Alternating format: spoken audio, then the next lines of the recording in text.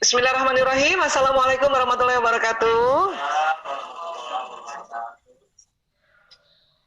Alhamdulillahirrabbilalamin. Wassalatu wassalamu ala asyrafil anbiya'i wa mursalin wa ala alihi wa sahbihi ajma'in, amma ba'du. Terima kasih, ini judulnya luar biasa ini, sinergi pendidikan dalam membangun anak yang cerdas dan mulia ya. Kita akan bahas sedikit tentang sinergi antara sekolah dan rumah, dan nanti sinergi antara ayah dan ibu ya, kurang lebih seperti ini nantinya. Ya, sinergi pendidikan dalam anak yang cerdas dan mulia ya. Sekarang kita sinergi kan kita sudah tahu ya, kerjasama ya. Nah, sekarang anak cerdas dan mulia itu goalnya apa sebetulnya ya? Ya, arti kata cerdas dan mulia menurut Kamus Besar Bahasa Indonesia, ini kita perlu tahu juga, supaya kita jelas nih arahnya mau kemana nih ya. Baik, cerdas. Cerdas ini apa sih? Kalau dalam KBBI itu artinya sempurna perkembangan akal budinya untuk berpikir dan mengerti dan tajam pikirannya, juga sempurna pertumbuhan tubuhnya ya, tangkas, cepat dan tanggap. Ya. Berarti kan kalau dalam istilahnya sempurna perkembangan, maka ya di dalam perkembangan baik akal budi, kemudian pertumbuhan, tentu ini ya tidak didapati dengan cepat yang namanya perkembangan ya. Nah, fase SMP ini fase yang paling unik, paling heboh gitu ya. Makanya saya suka rasa memberikan apresiasi yang tinggi kepada Bapak Ibu guru SMP ya, yang luar biasa. Menjadi Bapak Ibu guru atau ya mendidik anak-anak SMP ini perlu keterampilan khusus. Makanya kalau ada guru SMP terus kemudian orang tua nggak ngerti perannya guru SMP, waduh sayang sekali. Karena sekali lagi jadi sempurna perkembangan. Artinya kalau nanti pas SMP anak-anak lagi sempurna perkembangannya, ya apa kan SMP. Nanti kan ada SMA, terus saja ya. Nah jadi pahami ya. Jadi kita bertahap ya dalam menyempurnakan perkembangan akal budi ke pertumbuhan tubuh. Baik, iya, mulia ini apa? Mulia ini bisa diartikan di KBBI tinggi tentang kedudukan, pangkat, martabat atau tertinggi atau terhormat.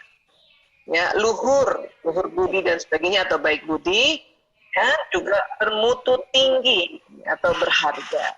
Artinya Ananda ini kan goalnya itu tadi kan cerdas dan mulia. Artinya bukan hanya pangkat di dalam status sosial, tetapi memang dia punya akhlak, dia punya budi, ya, budi bahasa, budi perilaku atau budi pekerti, ya itu luhur, ya, dan berharga. Ya, jadi ini harus kita tahu dulu goalnya karena ini judul amanah panitia ya. Jadi kita harus tahu judulnya. Apa goalnya? Oh, cerdas dan mulia kurang lebih seperti ini dalam Kamus Besar Bahasa Indonesia. Ya. Baik, untuk menuju ke sana, ya, saya mohon izin, pendekatan ilmunya banyak sekali. Ya, tadi Mbak Haura juga itu punya disiplin ilmu yang luar biasa untuk kita bisa ya mengarah kecerdasan dan mulia. Nah, namun pagi hari ini saya mohon izin untuk pendekatannya adalah pendekatan neuroscience atau ilmu tentang otak, ya, ya. Baik, 1, 2 otak, ya, ya. Oke. Sekali lagi, siapapun yang pernah belajar biologi ataupun tidak belajar biologi, tetapi harus tahu bahwa di kepala kita, di dalam kepala kita ini ada otak. Allah menciptakan otak. Ada otak besar, ada otak kecil. Ya, saya berulang kali modul saya selalu basicnya adalah otak. Ya, selain karena memang saya belajar di dunia ini, tetapi sekali lagi bahwa otak ini adalah sebuah organ tubuh yang Allah ciptakan, di mana di dalamnya banyak program. Ya, apa sih di dalamnya sesungguhnya? Ya, sesungguhnya ada ini namanya neuron. Ya, secara anatomi gambarnya seperti ini. Ya, nah, neuron ini jumlahnya banyak sekali. Jumlahnya banyak. Ada yang mengatakan 100 miliar, ada yang mengatakan 90 miliar, ada yang mengatakan 85 miliar. Tapi itu banyak. Ya, banyak sekali. Nah, satu neuron kerjanya kayak satu komputer yang tercanggih di zamannya, ya.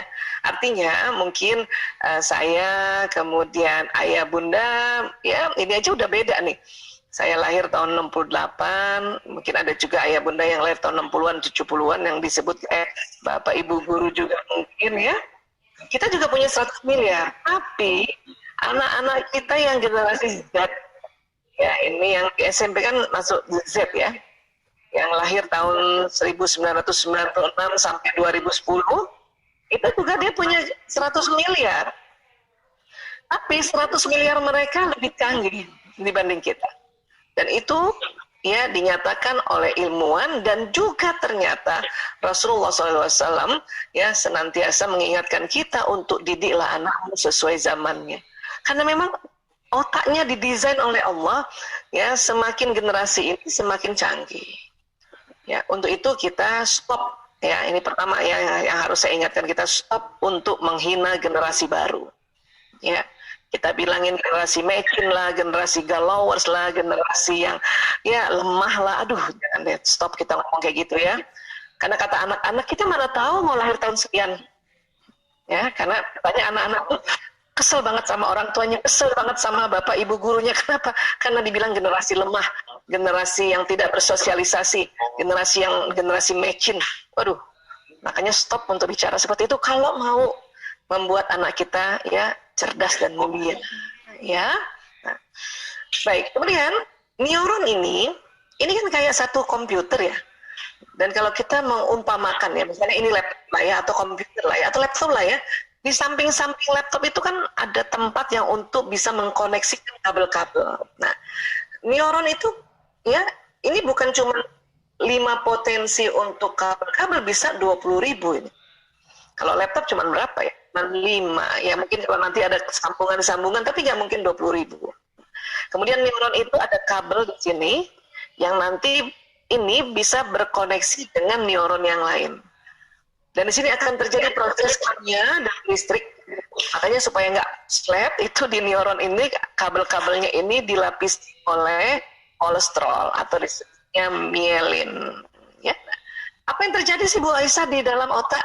Dia akan terjadi sambungan-sambungan. Bila seorang manusia mendengarkan sebuah informasi, dia tersambung. Kalau informasinya baru, berarti ada sambungan baru. Kalau informasinya berulang, berarti sambungannya berulang. Kenapa harus berulang? Agar tambah paham. Itulah dalam pendidikan ada gaya atau metode yang disebut repetisi, diulang-ulang. Setelah Bapak Ibu guru apabila sudah menjelaskan ya, kemudian nanti beberapa minggu kemudian ya, dibuat ulangan supaya anak membacanya lagi. Anak yang baca 1 kali dibanding anak baca 2 kali itu berbeda. Mungkin kalau membaca 1 kali baru tahu, baca 2 kali paham, baca 3 kali sadar, gitu. Begitu juga kalau kita ikut seminar. Kalau kita baru pertama kali seminar atau taklim, pertama kali mendapat informasinya, itu baru tersambung neuronnya. Tapi kalau berkali-kali, ya, nah itu jadi paham. Berkali-kali baru sadar, oh kayak gitu maksudnya. Nah, itu. Ya, itulah juga di dalam kita menghafal Quran ada murojaah. Ya, kita mengulang. Karena dengan mengulang itu akan terjadi penebalan neuron-neuron yang ada di otak kita, masya Allah. Ya. Baik. Nah, kemudian ya ini yang terjadi. Lewat mana sih Bu Aisyah mendapat informasinya? Lewat mata, lewat telinga, lewat ucapan dalam ya kalau ada anak, kalau misalnya gurunya menjelaskan anak membaca ulang ya atau mau ngomong dibicarakan ulang, itu dari mulut.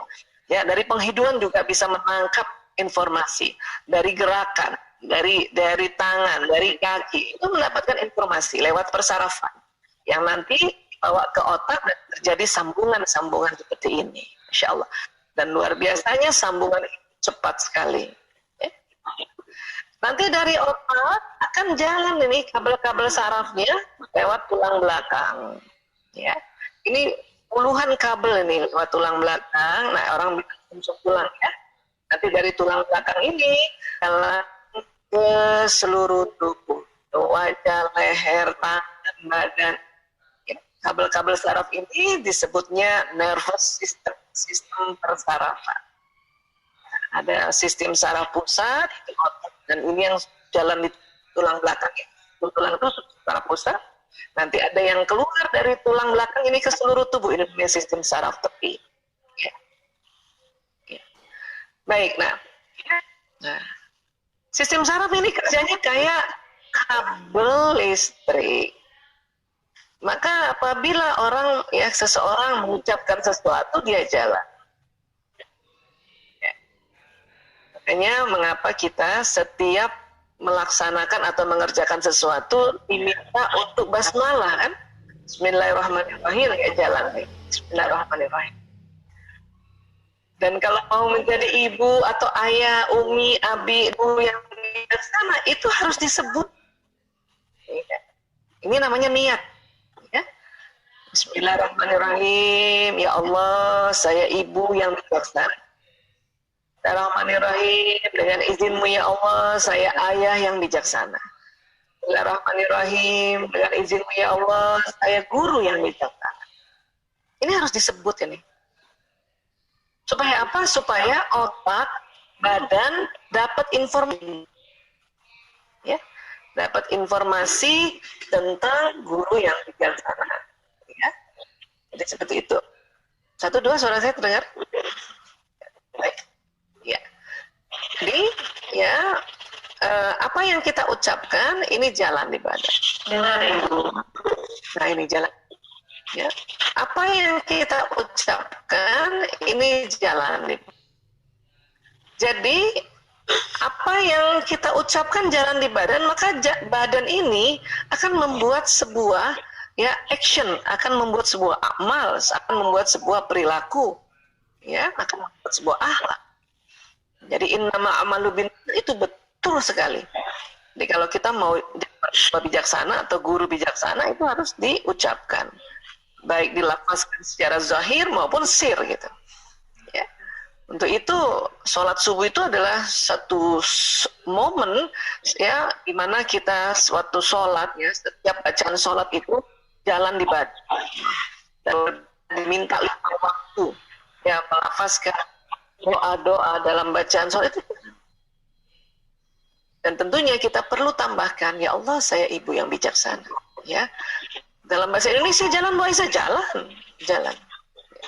Sehingga apa? Sehingga badan ini siap menjadi apa yang kita lafazkan. Ya.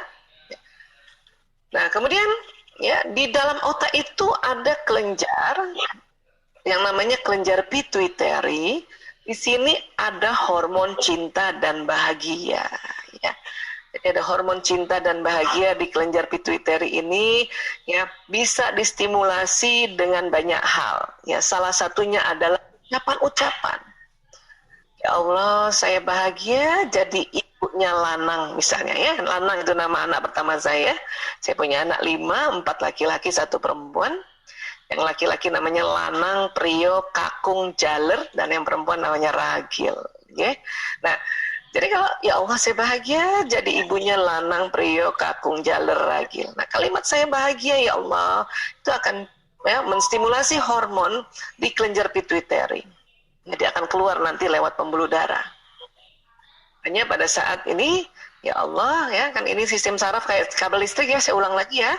Nah, kemudian itu tadi ya Allah saya ya atau ibu, saya ayah atau guru yang membahagiakan bagi anakku gitu. Ya, sebutlah anaknya satu-satu kalau perlu ini.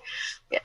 Nah, kalau sistem saraf dia jalan juga ke otak. Nah, pada saat jalan ke otak karena kita ingin bahagia, maka kelenjar pituitary yang di otak ini mengeluarkan hormon bahagia, masuk dalam pembuluh darah, masuk ke jantung, jantung memompa lagi ke seluruh tubuh. Makanya badan kita mengerjakan sesuatu penuh bahagia. Kenapa? Karena kita sudah setting. Wah, Isa ternyata gampang banget ya. Iya, memang gampang. Cuman kita sering lupa. Makanya dalam setiap seminar saya mengingatkan tentang innamal a'malu binniyat ini. Ya, niatin dong kalau mau jadi ibu yang bijaksana. Ayo niatin kalau mau jadi ayah yang bijaksana. Ayo kita berniat kalau menjadi guru yang bijaksana. Ya, makanya dalam Islam, dalam semua ibadah, ya rukunnya adalah ada yang di awal-awal itu niat. Ya, karena itu harus diomongin, dilafazkan, baik secara zahir maupun sir. Sir itu artinya dalam hati gitu ya. Ketika hormon bahagia ini keluar masuk pembuluh darah dan masuk ke dalam jantung, disinilah ya kita di dada kita ini terasa itu bahagianya. Deg-degannya itu asik, bukan deg-degan ketakutan ya. Nah, makanya para ahli saat ini atau ulama yang belajar dan neuroscience sepakat bahwa kalau yang disebut kolbu itu adalah organnya jantung. Itulah sekali lagi kalimat-kalimat yang baik ini harus sering diucapkan. Wah Isa, kalau kita berdoa apakah itu jalan juga? Iya, jalan juga. Apalagi doa. Doa itu lebih cepat daripada niat. Bu Isa, kalau kita sumpahin anak kita, ya kita marahin anak kita, apa dia jalan juga? Jalan juga. Dan anak didengar kan, anak kan mendengar ya, dia jalan juga. Hati-hati. Ya, kita bilang sama anak ya, ini anak lagi main gadget, kemudian azan maghrib, ya ibu jengkel, ibu bilang sama anak, kamu nih nak, kalau disuruh sholat susah banget, ada kalimatnya, kalau disuruh sholat susah banget, ini masuk nih. Kalau disuruh sholat susah banget ini. Padahal itu anak sebetulnya sebentar lagi, beberapa detik lagi dia mau simpen dan dia mau pergi sholat. Tapi ibunya bilang, kamu ini anak, kalau disuruh sholat susah banget. Maka ini kupingnya mendengar kalau disuruh sholat susah banget. Atau ada ibu-ibu kalau marah sama anaknya gara-gara anaknya main, apa dibilang sama ibu-ibu? Main terus, main terus, main terus. Oh, main terus, tambah main dia. Ya, hati-hati bicara. Karena itu jalannya. Oke, iya. Kamu nih ya kalau kerjaan tugas lama banget, nah itu tadi kalau kerjaan tugas lama banget, yang tadinya nggak lama jadi lama. Kenapa sih nggak bilang, nah azan sholat yuk, ajak dong sholat yuk, dan dengar dia sholat yuk, ya bu.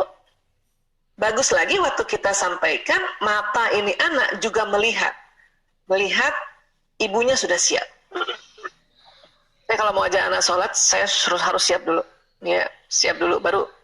Itu waktu kecil-kecil ya. Sekarang kalau udah besar, otomatis dia langsung. Ya nggak usah lihat ibunya lagi. Tapi waktu kecil, karena otak ini masih fresh, itulah makanya pada saat apa yang kita ucapkan, ya kan nanti anak dengar nih, jalan di sistem sarafnya. Ya, ada jalan ke badan juga pesan itu.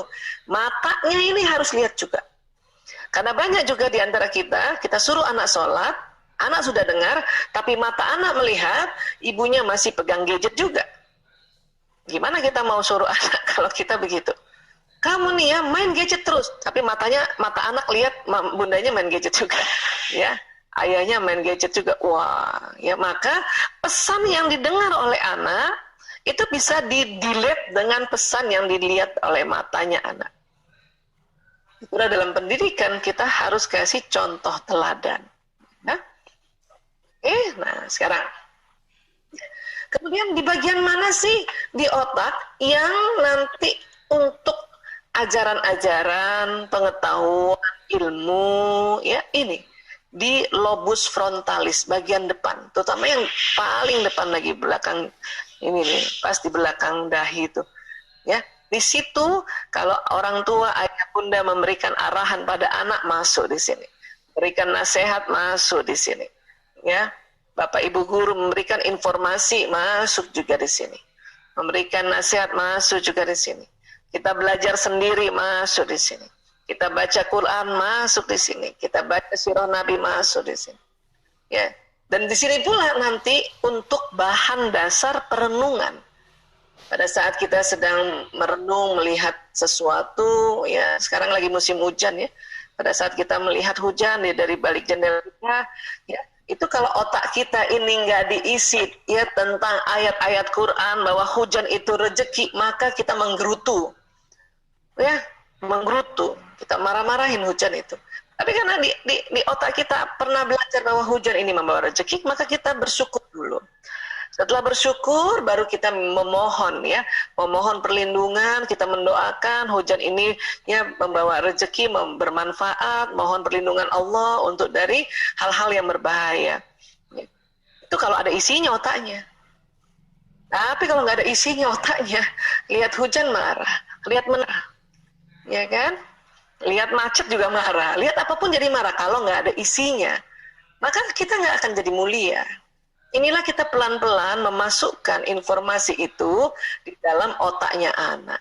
Dan pada saat itu sistem saraf ini neuron tersambung. Ya? Dan tentu bertahap. Memang nanti goalnya sempurna sampai ya nanti umurnya nantilah. Nah sekarang SMP nih lagi ya kita memberikan masukan, harus pilih lingkungan yang baik. Ya. Jadi karena pada saat anak dari pagi sampai sore barangkali dia berada di dalam suatu lingkungan dan lingkungan itu yang dinamakan sekolah, maka kita harus cari lingkungan sekolah yang baik, yang amanah. Ya, paling tidak isi di dalam sekolah itu ya anak-anak yang paling tidak tuanya berniat untuk memberikan ya landasan atau ilmu-ilmu yang berbasic ya Islam. Itulah makanya kenapa kita pilih sekolah Islam. Saya meng-up tinggi di hari ulang tahun Muhammadiyah, Masya Allah, sudah 40 lebih ya, Masya Allah. Luar biasa. Karena dulu waktu saya sekolah Islam, waktu itu Al-Azhar baru 1, ya tapi Muhammadiyah udah banyak, Masya Allah. Dan anak-anak kami juga, ada 2 anak kami sekolah untuk kedokterannya ambil Muhammadiyah. Kenapa? Karena saya orang yang bersyukur, nama saya ada dahlannya. Pendiri Muhammadiyah Kiai Haji Ahmad Dahlan, maka anak-anak kalau di sekolahnya di kampusnya ada fotonya Kiai Haji Ahmad Dahlan, dia bilang sama teman-temannya, kakek gue tuh, kata teman-temannya, bener, apa buktinya? Ini nama ibuku Aisyah Dahlan. Oh iya ya, ya itu saya masih kecil belajar tentang Kiai Haji Ahmad Dahlan, itu bergetar hati saya karena sama Dahlan itu ayah saya gitu ya. Itu cerita idenya ya, cerita serunya ya. Tetapi bahwa pendidikan di Muhammadiyah ini adalah satu organisasi yang bekerja atau mempunyai tujuan untuk pendidikan dan kesehatan ya. Itu sangat luar biasa. Bahkan saya dengar di Australia sudah ada boarding school ya, dibuat ada rencana buat Muhammadiyah boarding school ya, yang mau anak-anak mau sekolah di luar negeri supaya lingkungannya aman ya, silakan cari ya sekolah-sekolah yang bernuansa Islam. Nah, alhamdulillah di Australia Muhammadiyah nanti dibuat ya, atau sudah barangkali ya. Baik, sekali lagi, nah sekarang ya peran, nah ini pembagian peran kita lihat kayak gini ya, jadi sekolah dan rumah ya. Sekolah ini pengajaran, rumah pendidikan, sekolah penunjang, rumah utama, sekolah asisten ahli, rumah penanggung jawab. Kemudian sekolah ini memberikan pengetahuan dan kecakapan. Ya, di rumah karakter, pembangunan karakter. Sekolah transformasi, memberikan informasi dengan ditransfer ya lewat ajaran atau lewat pertemuan-pertemuan. Di rumah penularan, ada nular, harus nular nih. Jadi kalau ia akhlaknya baik, dia nular ke anak. Ayah akhlaknya baik, nular ke anak. Itu di rumah. Ya. Kemudian ya ini kawan di muka, ya kawah candra di muka. Artinya apa? Artinya di sekolah itu memang penggemblengan. Tapi nanti di rumah itu pemulihan dan memberikan motivasi. Kali anak capek banget gara-gara apa? Gara-gara ya di sekolah digembleng, ya kan? Nah makanya di rumah dipemulihkan. Dengerin bunda kalau anak misalnya cerita tentang gurunya, tentang sekolahnya, dengerin. Baik cerita yang mungkin positif atau negatif, itu kan tergantung mood anak saat itu. Dengerin. Lalu terprovokasi, anak cerita bahwa guru saya tuh nggak enak, oh ibunya langsung cepat-cepat datang ke sekolah dimarahin gurunya. Bukan begitu, ya. Di dalam rumah ini pemulihan dan memberikan motivasi, ya. Memang kepengemblengan, jadi tinggal ya kalau anak, nah guru aku nggak enak banget, misalnya gitu ya, kita paling oh gitu ya nak. Terus ini aja cerita terus, oh gitu. Jadi kamu kesel, nah emosi dia, namakan dia punya, ya saat itu. Oh kamu kesel, iya kesel banget, masa dia begini, nah tinggal kalau misalnya anak itu langsung nangis ya sudah peluk aja, atau usap-usap belakangnya, karena anak SMP itu apalagi laki-laki lebih senang diusap-usap belakangnya, ya. Nah ini itu namanya sebagai tempat recovery dan motivasi, ya. Inilah peran dari sekolah dan rumah, ini sinerginya kayak gitu. Nah, sekarang Fitra, peran ibu dan ayah, gimana sinerginya ini? Ya, kadang-kadang ibu-ibu suka kesel, boy ayahnya begitu, keras banget. Lihat ya, ibu ini pelaksana harian pendidikan di rumah ya. Ayah penanggung jawab visi pendidikan. Ayah penanggung jawab, ya. Karena penanggung jawab itu, ya ayah misalnya mencarikan nafkah atau menjemput nafkah untuk ya nanti membayar tempat pendidikannya gitu. Ibu pelaksana hariannya, ya. Setiap hari ayah tuh dampingin belajar itu, karena ayah juga harus mencari nafkah, ya kan? Ibu personal of love and sincerity. Jadi ibu ini orang yang penuh kasih sayang dan penuh ketulusan. Memang itu udah fitrahnya. Ya, jadi ibu orang yang penuh kasih sayang dan penuh ketulusan, ya. Ayah bagaimana ayah? Ayah itu man of vision and mission. Bapak atau ayah ini adalah orang yang visi misi. Ya, visi misi. Ayah tuh bukan hanya harian, dia memikirkan ke depannya. Cuman memang karena laki-laki ya tidak seperti perempuan, fitrah yang Allah berikan, maka kadang tidak tampak ayah itu memikirkan tentang visi misi. Itu yang kadang bunda gemes. Ayah mikirin nggak sih sekolah anak-anak? Padahal memikirkan. Jelas ini visi misinya, ya. Ayah memang kadang nggak kelihatan karena itu perbedaan ayah ibu. Nanti kita belajar itu, ya. Baik. Ibu pemilik moralitas dan nurani, ya. Ayah bagaimana? Ayah pembangun sistem berpikir dengan tantangan dan bermain. Jadi para bunda kalau ayah ya mengajak anaknya bermain, kemudian memberikan tantangan-tantangan, ya challenging, itu jangan dimarahin. Karena banyak ibu-ibu ayahnya ya ajak anaknya misalnya melakukan tantangan, ya besok kita ya lomba sepeda, wah gitu. Kadang ibu-ibu suka jangan gitulah ya, besok hujan, nah gitu, sering kayak gitu. Nah bapak-bapak ini suka kesel kalau dia sedang membangun sistem berpikirnya dengan tantangan dan bermain, ibunya ya atau sang ibu itu mengintervensi.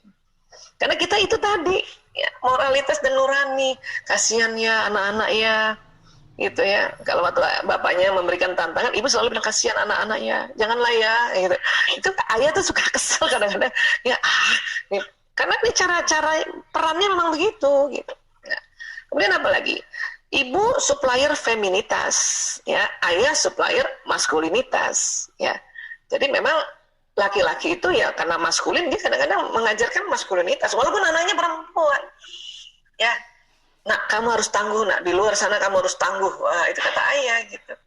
Kata ibu, ya ayah dia kan anak perempuan ya, gak usah tangguh-tangguh banget anak perempuan. Kata ibu begitu karena ibu adalah ya supplier feminitas, ya. Nah kemudian apa lagi?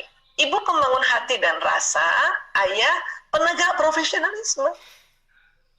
Misalnya suami saya nih, ayah foto ya, saya foto bilang sama anak-anak, ya, kamu dokter yang harus menerima apa aja tuh dari klinik atau dari rumah sakit, orang kasih kamu gaji berapa atau BPJS nggak turun-turun, nah itu kan profesionalisme ya, kamu terima aja, gitu kata ayahnya, ya kan? Tapi kita yang sebagai pembangun hati dan rasa itu juga sedih, ya kasihan ya. Gajinya belum turun ya. Itu kan peran kita ibu kan. Kata ayah nggak bisa kadang-kadang gitu ya. Tapi kita harus pinter ini bagaimana ya meminta pada ayahnya ya kasihlah sedikit ya. Ya kata ayah ya aku kasih tapi seolah-olah aku nggak kasih. Itu tugas ayah. Ya. Nah, kemudian ibu berbasis pengorbanan. Ayah konsultan pendidikan. Artinya ibu selalu ya merasa biar saya aja deh. Yang kerjain PR-nya anak-anak apalagi yang anak-anaknya masih kecil ya, anaknya udah tidur, besok harus dikumpulin, biar aja sih, selalu berbasis pengorbanan. Kalau ayah yang dampingi anak belajar nggak bisa, ya kalau kamu nggak bisa ngerjain sudah, ya tanggung jawab buat besok, itu, ya. Nah inilah ini peran-peran ayah ini kan memang berbeda dengan kita, ya. Ibu sang pembasuh luka, ya kalau anak sedih apa, ibu yang maju gitu. Ayah apa? The person of tega, emang begitu. Banyak ibu-ibu lapor sama saya atau konseling sama saya, Bu Esa ayahnya tuh tega banget. Terus ibu maunya gimana? Kayak saya dong Bu Esa, ayah ini kan ya harusnya dia ngerti dong tentang anak-anak. Ya dia justru karena ngerti itu, makanya munculnya kayak gitu. Inilah fitrah peran ibu dan ayah yang harus bersinergi. Ya, artinya setiap anak itu mendapat dua sisi, ya, gaya pembelajaran, gaya pendidikan dari ibu dan ayahnya. Jadi anak itu jadinya sempurna. Kan kita mau jadikan dia cerdas, ya. Jadi harus dua sisi ini. Dua sisi ini. Ya. Anak-anak saya kalau ayah totonya tidak seperti ini nih, wah lembek banget nanti dia. Lembek banget nanti. Ya. Jadi ayah totonya tuh tega banget emang orangnya. Ya, pokoknya persis banget ini. Tapi apa yang terjadi, ya? Pada saat anak-anak mendapatkan guru, dosen, atau bos atau pimpinan rumah sakit yang lebih tega atau lebih galak, kata anak-anak, gue udah biasa, gue udah biasa ditempa ayah gue begitu. Nah, kata anak-anak, ya. Karena kalau dua-duanya pakai gaya ibu, nanti pada saat di luar sana ketemu orang yang seperti ini nih, atau yang katakanlah orang yang tega, itu anak nggak tangguh nanti. Atau dua-duanya gaya ayah, maka anak tidak ada ya rasa empati pada orang di luar sana. Makanya harus dua begini. Bu Aisyah, saya orang tua tunggal Bu Aisyah. Nah itu lain. Itu adalah kondisi khusus. Namun si orang tua tunggal, baik ibu sajakah atau ayah sajakah, ini perlu mempelajari atau perlu berperan ganda gini. Tentu kalau ibu saja perlu berperan ganda, tetapi karena dia seorang ibu, tentu ini lebih dominan. Ya, kalau orang tua tunggal, misalnya dia ibu yang tunggal, misalnya ibu saja, ibu single ya, nggak ada suaminya, apakah meninggal, apakah cerai hidup, ya ibu berperan juga ke ayah seperti ayah gini. Tapi karena ibu itu perempuan, maka ini lebih besar, mungkin ini 70%, ini 30%. Nah sekarang kalau ayah yang tunggal, single parentnya tuh ayah, ya memang ayah akan berperan juga jadi ibu, tetapi karena ayah itu yang laki-laki, ininya tentu 70% peran yang ayah, ini cuma 30%. Itulah makanya mengapa pada saat single parents dan insya Allah ya itu harus doa juga untuk mendapatkan pasangan supaya anak-anak mendapat mendapat pasangan lagi maksud saya, ya. Iya. Nah ini, oke. Jadi sinergi dengan sekolah kita udah belajar, sinergi dengan suami istri atau ibu ayah kita juga sudah tahu nih kurang lebih seperti ini. Bu Isa, kenapa sih harus ada perbedaan gini? Karena perbedaan otak kita, ya. Nah dari dua peran itu ada satu yang harus disepakati adalah bersikap lembut. Ayah tegas tapi lembut. Gitu. Ya, kenapa dalam surat Ali Imran 159, Bismillahirrahmanirrahim, Fabima rahmatim minallah lintalahum walau kunta fazzan ghalizal qalbi lan faddu min haulika fa'fu anhum wastaghfir lahum wasyawirhum fil amri fa iza azamta fatawakkal 'alallah innallaha yuhibbul mutawakkilin. Maka disebabkan rahmat dari Allah lah kamu berlaku lemah lembut terhadap mereka. Ya. Sekiranya kamu bersikap keras lagi berhati kasar, tentulah mereka menjauhkan diri dari sekelilingmu. Ya. Jadi kita diminta apa? Lembut. Ya. Dan Allah ingatkan kalau kita keras dan kasar, mereka menjauh dari sekelilingmu. Ya. Tadi Mbak Haura membacakan CV saya sejak 98 ngurus narkoba. Itu salah satu faktor terbesarnya karena orang tua keras dan kasar. Keras dan kasar ya. Kalau ayah tadi kan bukan diminta keras ya, tapi disiplin, tegas, tangguh, tapi tetap lembut. Ya.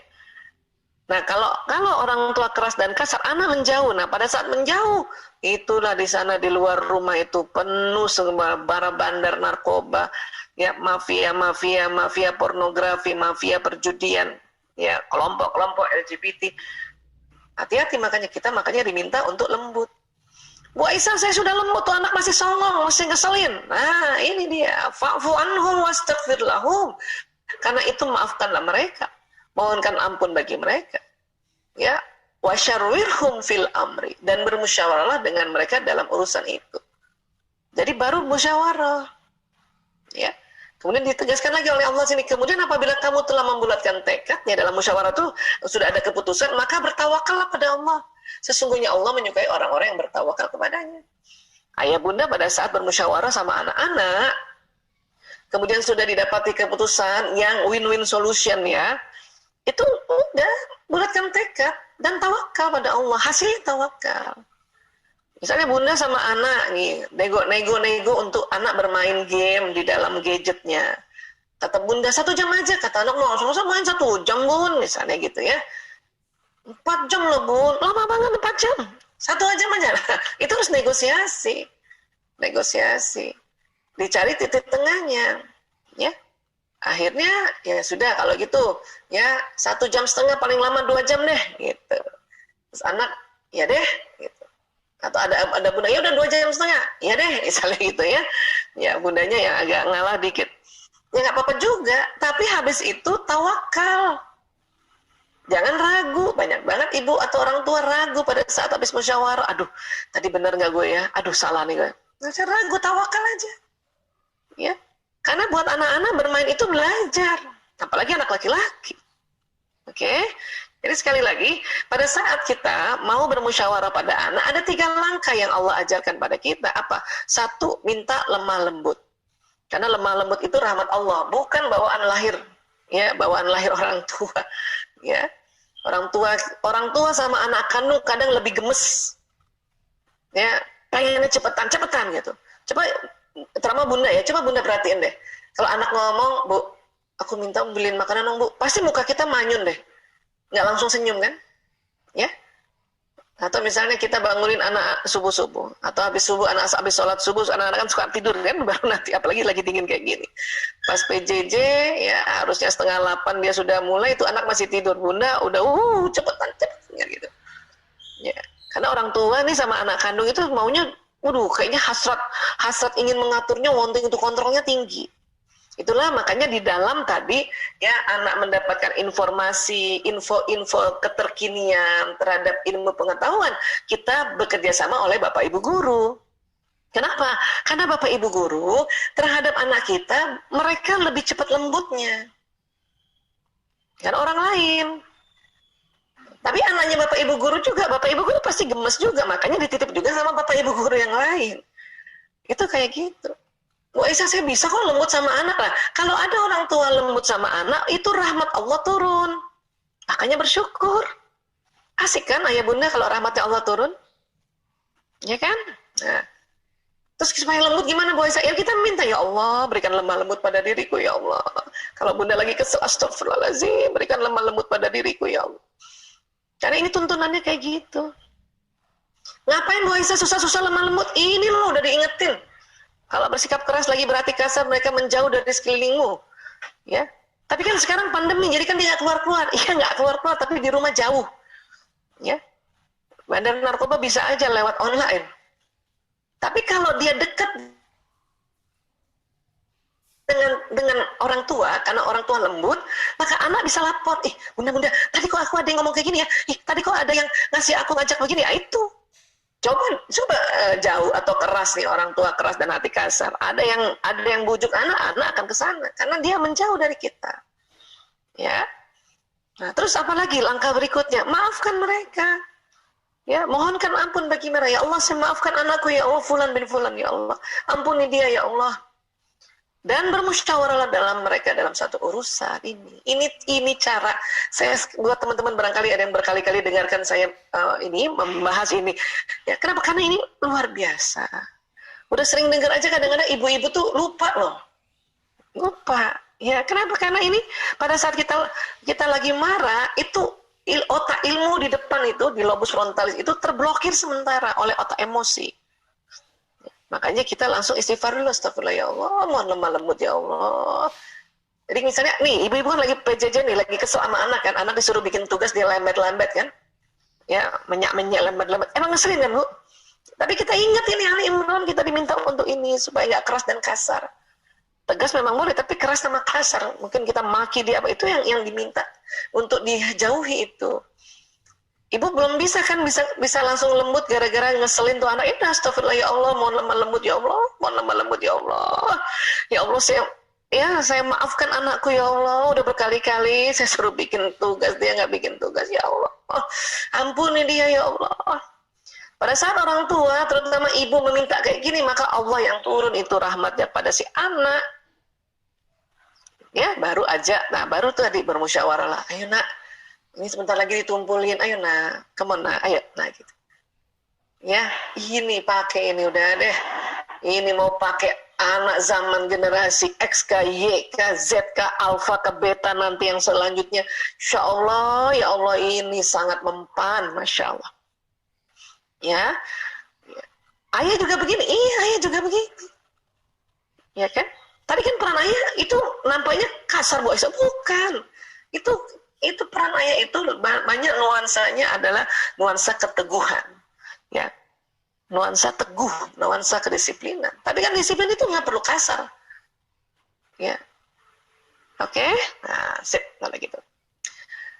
Baik, nah kenapa sih tadi ada peran yang berbeda Bu Aisyah? Nah ini karena tahun 99 ini ada penelitian di Institute of Psychiatry London. Ya penelitiannya apa? Lokasi yang mengendalikan bicara dan bahasa dalam otak laki-laki dan perempuan berbeda. Apa bedanya Bu Aisyah ini?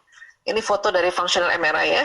Ini otak laki-laki, ini otak perempuan. Tadi otak itu terbagi dua, kanan dan kiri. Ini depannya ini. Ini ada warna orange, merah kuningan ini. Pada laki-laki cuma di otak kiri. Perempuan ada di kiri dan kanan. Ya, apa nih Bu Aisyah? Ini pusat bahasa. Ini area Broca dan Wernicke. Ya, pusat bahasa, pusat kata-kata, konsonan, vokal itu pada laki-laki hanya di otak kiri. Perempuan otak kiri dan kanan. Kita lebih banyak kan?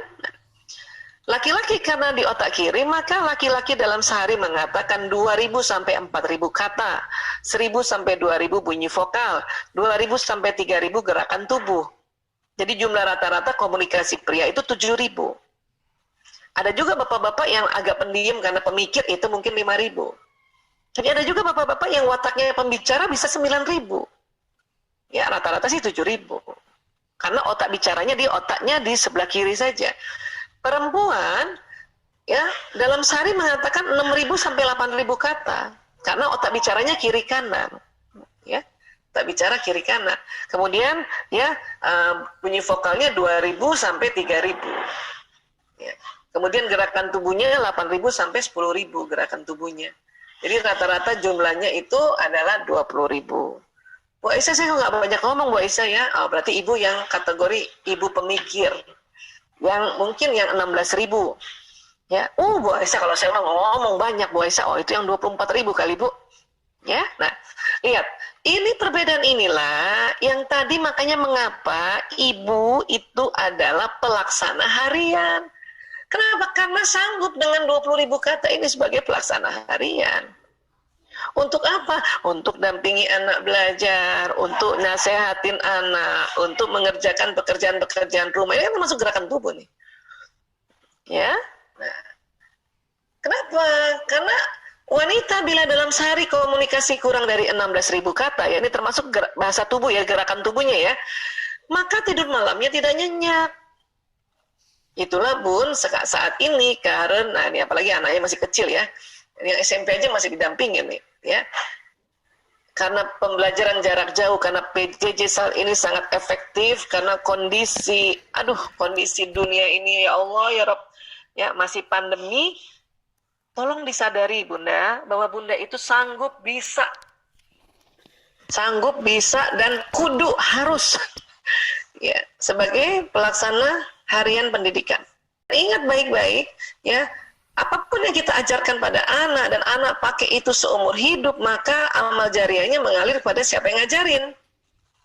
Misalnya ibu ini nih, bundanya ngajarin A, B, C, dan 1, 2, 3, 4. Salah, seumur hidup anak ini pakai ini A, B, C, D, dan angka. Maka amal jariahnya mengalir ke ibunya, gitu. Itulah makanya kita nih saat ini nih Allah minta semua amal jariah sekarang lebih banyak ke orang tua. Ya, orang tua. Karena tadi kan peran sekolah itu memberikan transformasi ilmu saja, hanya memberikan atau mengirimkan atau memindahkan informasi. Ya cuman ya itu tadi dikasih tahu informasinya. Tapi ibu yang membuat pendidikan karakter, orang tua pendidikan karakter, dan orang tua menulari. Gitu. Ya, nanti kita lihat bagaimana kok bisa nular ya. Nah, kemudian ini otak di samping kiri ya, ada otak besar, ada otak kecil, ini dibelah. Ini ada corpus callosum ya. Corpus callosum ini otak di bagian tengah yang menghubungkan otak kiri kanan. Ya. Nah ini kurang lebih seperti ini kalau 3 dimensinya, nah, kayak gini nih. Ini corpus callosum namanya. Nah, laki-laki ada corpus callosumnya, perempuan ada corpus callosumnya. Ini yang menghubungkan otak kiri dan kanan. Ya. Tapi ada perbedaan ternyata. Allah mendesain berbeda kan, ya. Apa perbedaannya? Menurut Dr. Roger Grosky PhD, seorang ahli neurologi dari Universitas California di Los Angeles, menegaskan bahwa otak perempuan memiliki korpus kolosum yang lebih tebal. Artinya otak kiri kanannya perempuan kan lebih tebal, lebih banyak sambungannya kan?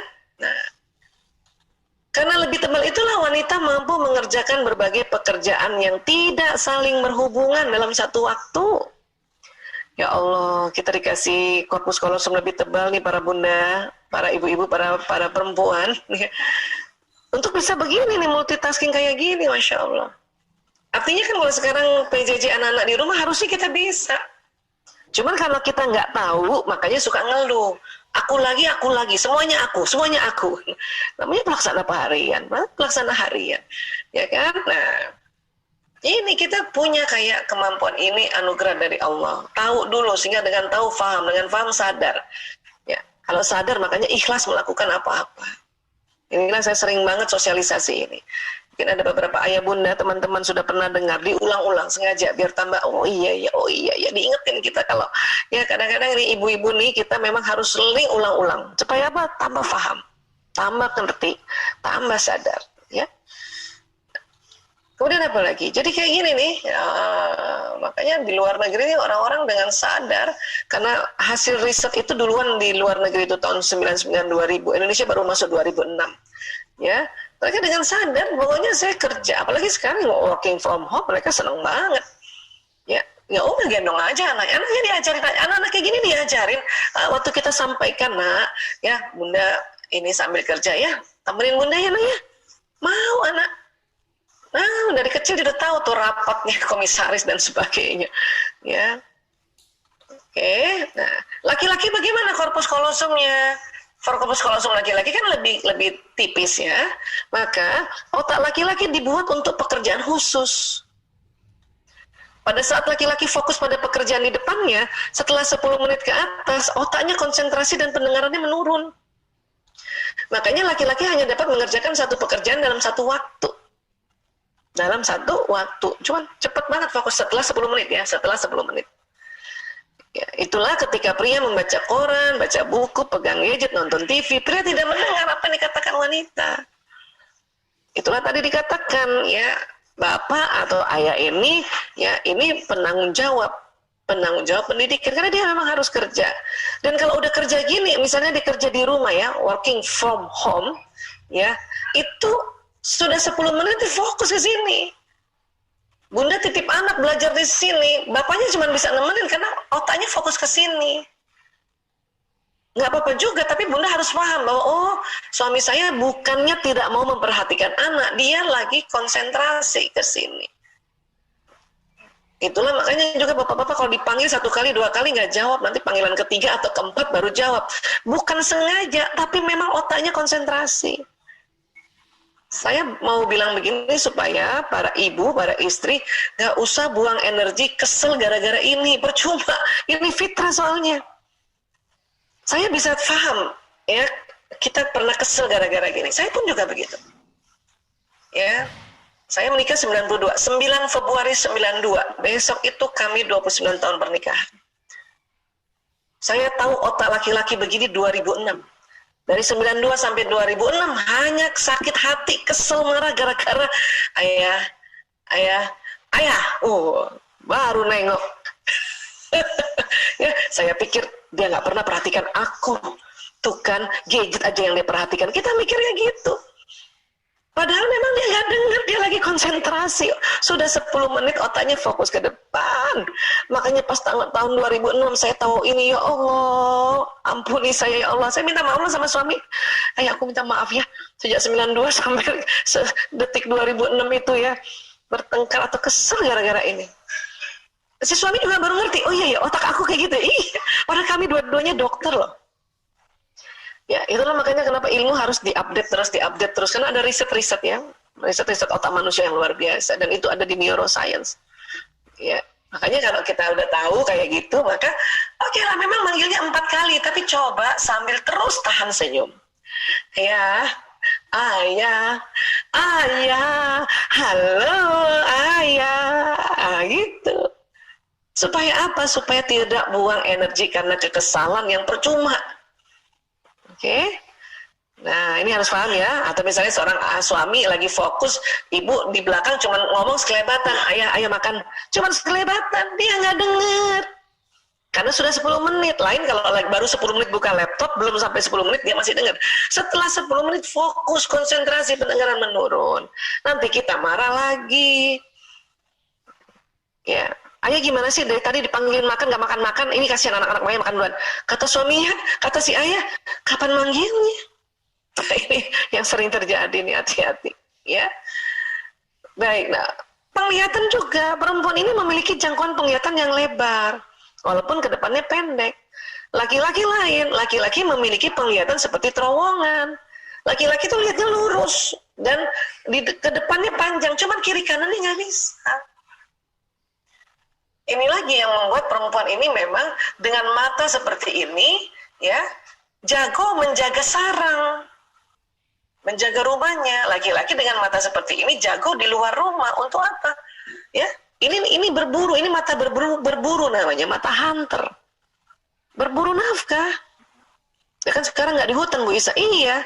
Tapi kan sekarang berburu antara rumah ke rumah, antara office ke office, antara rumah ke sekolahan. Kalau kita misalnya para ayah bekerjanya di sekolah, itu kan berburu namanya. Nah, dalam berburu itu pakai kendaraan, pakai motor, pakai mobil. Laki-laki tuh jago banget kalau udah bawa mobil, bawa motor, itu lihat ke depan tuh lebih jago dari perempuan. Perempuan lihat kanan kiri yang jago. Kenapa? Karena perempuan memang diminta untuk jaga rumahnya. Itu juga perempuan, makanya tadi sepian orang yang penuh dengan kasih sayang dan tanggung jawab dan juga ketulusan. Kenapa? Karena perempuan bisa jaga rumahnya kanan kiri. Lagi gendong anaknya, nyusuin anaknya, matanya dilihat anak lagi nyusu, tapi mata kiri kanannya masih bisa lihat kanan kiri. Jadi kalau ada orang datang, si bunda udah tahu siapa tuh di luar, nah, gitu kan? Atau lagi masak, matanya fokus di kompor, di masakan, ada tikus lewat, ada kecoa lewat, bunda ngerti langsung, aduh itu tikus, nanti aku bongkar di situ, tuh tikusnya ngumpet di situ. Nah kayak gitu. Karena memang kita diberikan kemampuan yang luar biasa ini oleh Allah. Ya. Nah, perempuan lebih mudah mencari barang di kulkas dan dimanapun. Tapi laki-laki susah cari barang. Ya. Kenapa? Karena laki-laki lihatnya ke depan. Bun, telur mana bun telur? Atau bun, kacang mana kacangan gitu ya. Susu mana bun, susu. Laki-laki nyari yang depan. Kata bundanya, ada di kulkas nak. Nggak ada bun, ada nak. Nggak ada bun, ada nak. Datang ibunya, nih apa? Loh, ada ya? Dan ibu-ibu kalau marahnya sama seluruh dunia itu. Makanya kalau cari pakai mata, jangan pakai mulut. Begitu awalnya kalau belum tahu. Insya Allah kalau teman-teman yang sudah pernah dengar seminar ini di media sosial manapun atau sekarang, ya Insya Allah nggak perlu lagi marah-marah kayak gitu. Bantu aja, ini loh nak, ini loh ayah. Bagaimana Bu Isa? Ada di kulkas ya? Nggak ada, oh ya langsung aja. Ini ya. Udah nggak usah lagi bilang cari pakai mata. Karena laki-laki tersinggung kalau dibilang cari pakai mata. Kenapa? Karena dia udah pakai mata.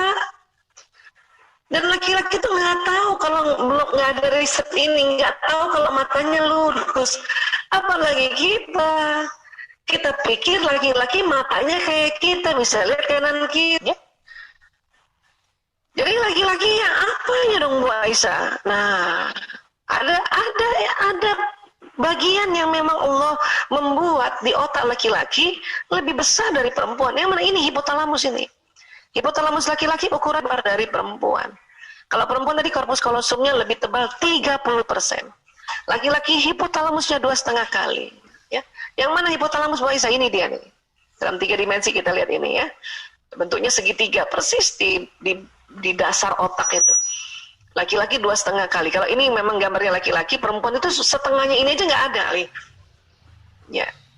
Apa fungsi hipotalamus? Banyak fungsi hipotalamus, tapi kaitannya dengan laki-laki ada 3, ya. Laki-laki dan perbedaan laki-laki perempuan, ya. Apa itu? 1, menjaga keamanan. Istilahnya menjaga keamanan dirinya, menjaga keamanan anaknya, menjaga keamanan suaminya, menjaga keamanan rumah, menjaga keamanan kesehatan, menjaga keamanan ekonomi, menjaga keamanan pendidikan.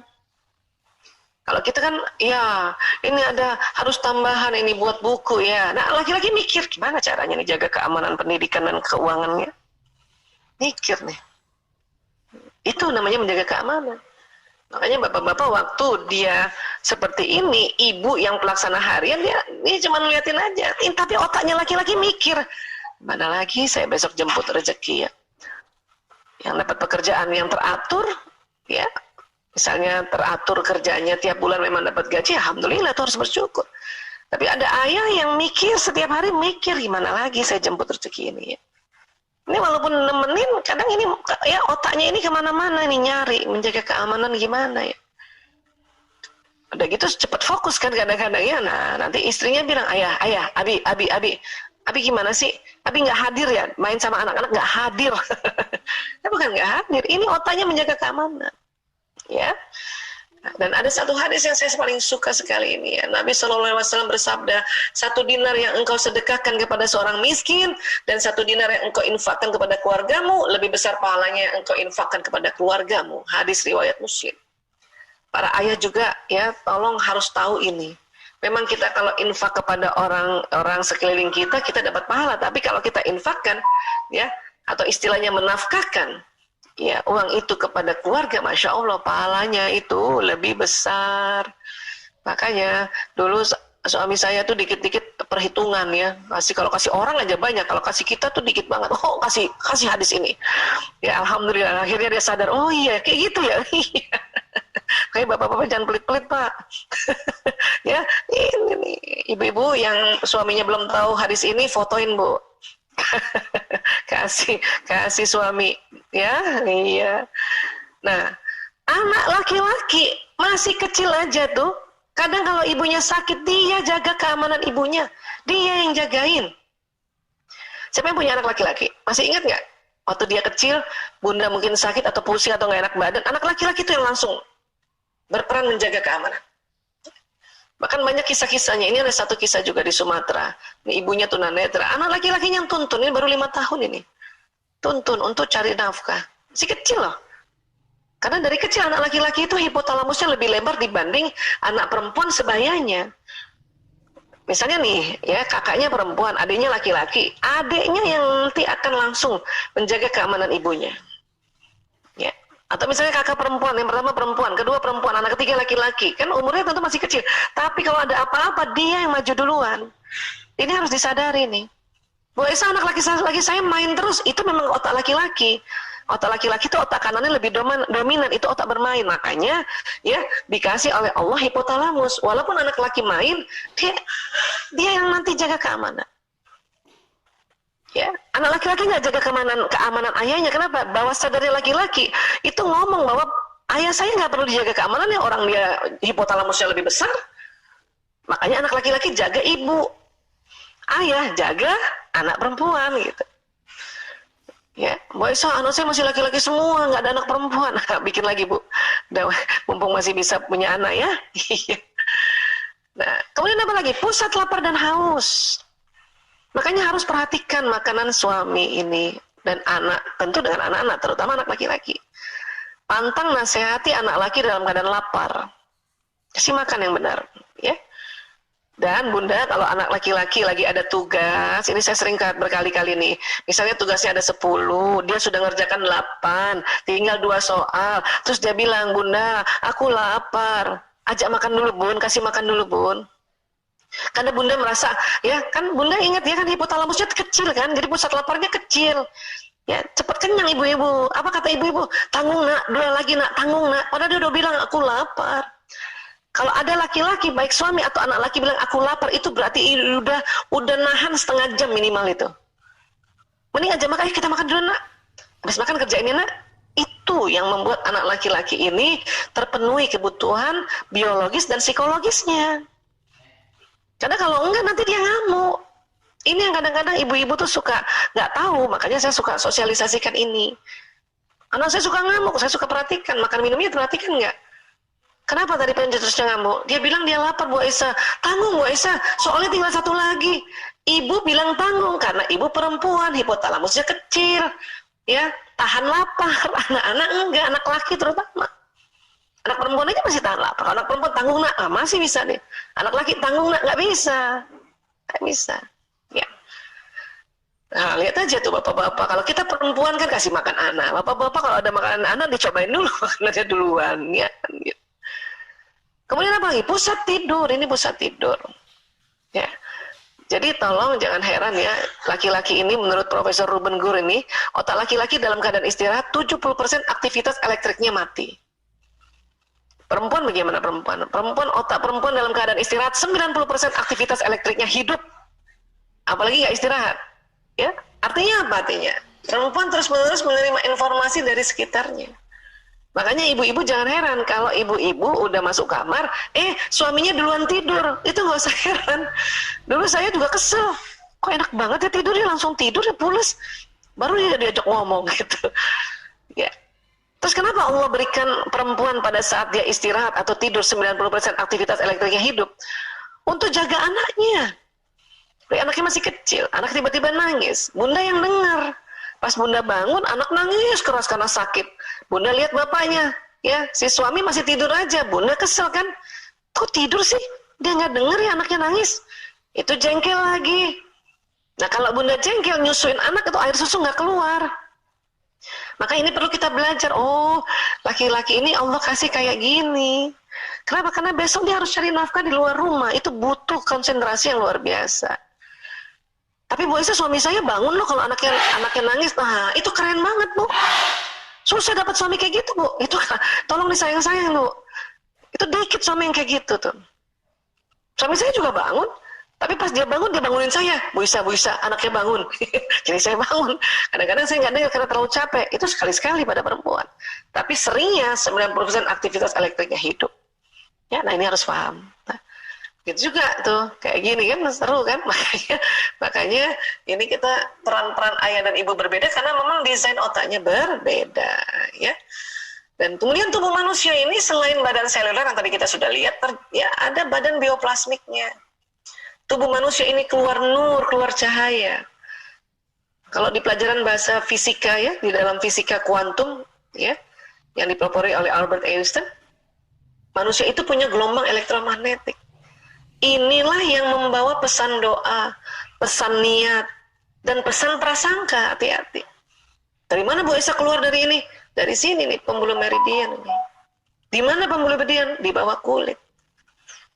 Apa bahannya gelombang ini? Makanan, minuman. Diproses di mana? Di sel. Ada di mana di sel? Seluruh tubuh. Ya. Terus apa yang sinyal ini membawa apa? Membawa pesan. Dari apa? Dari apa yang kita pikirkan, apa yang kita rasakan, apa yang kita ucap, apa yang kita lihat, apa yang kita dengar. Dia jalan di badan. Selain jalan di badan, dia terbroadcast oleh badan bioplasmik. Itulah tadi saya bilang, orang tua itu penularan. Kalau Bunda dampingin anak seperti ini, Bunda keselnya nggak cepet-cepet dirilis atau tidak cepet-cepet move on, keselnya nyamber ke anak, nular ke anak 3 kali kesel. Kok 3 kali Bu Aisyah? Iya, karena sumber untuk memproses energi, baik energi badan seluler dan energi bioplasmik, itu di mitokondrian yang biru-biru ini. Jadi makanan minuman nih, kalau kita makan minum, nanti di sel, ya setelah dicerna oleh mulut, dicerna oleh lambung, masuk usus, dicerna lagi, kemudian diserap oleh darah, kemudian masuk di sel-sel tubuh. Karbohidrat itu nanti diproses di mitokondria, karbohidrat. Lemak diproses di lisosom. Protein diproses di titik-titik ribosom ini. Mineral, air, dan sebagainya, vitamin di sini nih, yang abu-abu ini. Nah, mitokondria ini memproses karbohidrat. Apa karbohidrat? Makanan-makanan yang mengandung karbohidrat apa? Nasi, kentang, ya, umbi-umbian, sagu, ya, itu. Nah, yang saya mau bilang adalah mitokondria setiap manusia itu dibawa oleh sel telur ibu, bukan sel sperma ayah. Artinya tubuh saya ini Aisyah Dahlan, nama saya Dahlan, nama ayah, tapi mitokondria tubuh saya itu dari ibu saya, Ibu Hermina Ishak. Ya, anak saya Lanang Priyo Kakung Jaler Ragil, mitokondrianya dari saya, bukan dari ayahnya. Tapi mereka semua pakai nama Sismadi, nama ayah, nasab nama ayah. Tapi mitokondrianya dari saya. Artinya apa? Karena mitokondria ini adalah pusat metabolisme energi, baik energi gerak dan juga sinyal. Itulah makanya ya dalam riset biomolekuler mengatakan bahwa sinyalnya anak sama dengan sinyal ibu. Jadi perumpamaan, ini perumpamaan bukan di endorse. Kalau ibunya XL, anaknya XL. Kalau ibunya Telkomsel, anaknya Telkomsel. Bapaknya belum tentu Telkomsel. Kalau bapak, dia sama dengan ibunya. Ayah itu atau suami sama dengan ibunya. Ya. Dan kemudian ada tiga kali terjadi ya pada si anak terhadap pola pikir, pola perasaan dan emosi ibu. Jadi kalau ibu marah, anak bisa 3 kali marah. Ibu kesel, anak 3 kali kesel. Ibu semangat, anak 3 kali semangat. Ibu bahagia, anak 3 kali bahagia. Bapaknya berapa kali? Bisa 1 kali. Kan sinyalnya beda. Iya, memang sinyal beda, tapi lama-lama selaras. Kenapa? Hubungan intim suami istri. Salah satu manfaat hubungan intim suami istri dari puluhan manfaatnya adalah menyelaraskan sinyal. Walaupun si istri XL, bapaknya Telkomsel, lama-lama selaras. Ibarat kalau kita nelpon ya, misalnya saya nih nelpon nih, ini HP saya dari Memtekom, ya saya nelpon misalnya sama suami saya atau suami saya telepon, kan itu berarti di apa namanya quick access nomor telepon kan nomornya suami karena dia sering telepon. Makanya dengan mudah kita langsung berhubungan lagi dengan karena dia ada di quick access di atas, cepat kan. Nah, gitu. Tapi sama anak 3 kali nih, hati-hati. Ayah si suami dengan ibunya, dengan ibu mertua, maka kalau mau suami gembira nih ya, yang masih punya ibu mertua ya, bikin gembira ibu mertua, maka di si suami ini 3 kali gembira. Bu Aisyah, ibu mertua saya udah nggak ada, doakan, kirimkan Al-Fatihah. Itu nanti ya arwahnya si ibu itu memberikan penularan pada si suami ini. Masya Allah. Ya, jadi sekali lagi teman-teman, Bapak Ibu, inilah yang ada di dalam peran kita, sinergi kita. Ya, Bapak Ibu guru bisa nggak bersinergi dengan sinyal ini pada anak-anak? Bisa. Kenapa? Karena sinyal ini membawa doa. Tapi kan kita beda. Iya, memang beda. Tetapi kan tetap frekuensi gelombang bisa dicunkan atau bisa disampaikan. Sebagaimana ya kita punya gadget. Gadget ini kan ngikutin cara kerjanya manusia. Bagaimana caranya untuk menyambungkan gelombang ini? Doakan. Itulah buat Bapak Ibu guru misalnya mau mengajarkan, kelas 7 nih atau kelas 8, kelas 9, Bapak Ibu kan tahu kan 9 apa yang mau diajarkan? 9A. Ya Allah, saya kirimkan Al-Fatihah ini untuk semua siswa-siswiku 9A. Muhammadiyah 31 Al-Fatihah. Itu nyambung itu. Tanpa terasa anak-anak tuh rasanya sayang sama guru ini, sama bapak ini, bapak guru ini, ibu guru ini. Oke, nah inilah ya, mudah-mudahan ini bisa memberikan gambaran walaupun ini baru sedikit, ya nanti kita perdalam lewat tanya jawab.